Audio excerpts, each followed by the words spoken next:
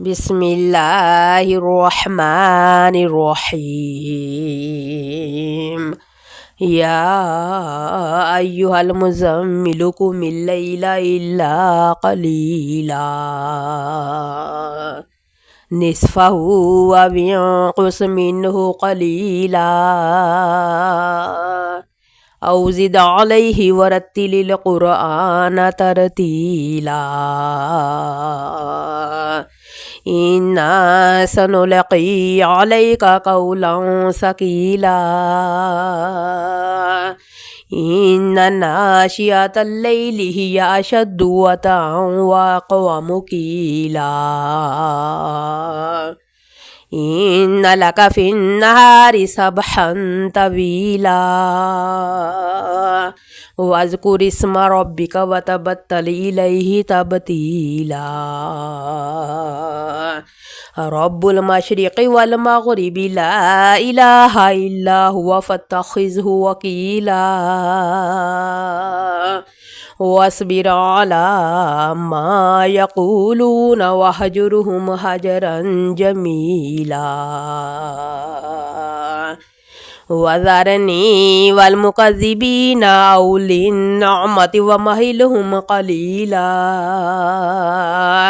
إن لدينا أنكالا وجحيما وطعاما ذا غصة وعذابا أليما يوم ترجف الأرض والجبال وكانت الجبال كثيبا مهيلا إنا أرسلنا إليكم رسولا شاهدا عليكم كما أرسلنا إلى فرعون رسولا فعصى فرعون الرسول فأخذناه أخذا وبيلا فكيف تتقون إن كفرتم يوما يجعل الولدان شيبا السماء منفطر به كان وعده مفعولا إن هذه تذكرة فمن شاء اتخذ إلى ربه سبيلا إن ربك يعلم أنك تقوم أدنى من ثلثي الليل ونصفه وثلثه وطائفة من الذين معك والله يقدر الليل والنهار علم أن لن تحصوه فتاب عليكم فاقرؤوا ما تيسر من القرآن علم أن سيكون منكم مرضى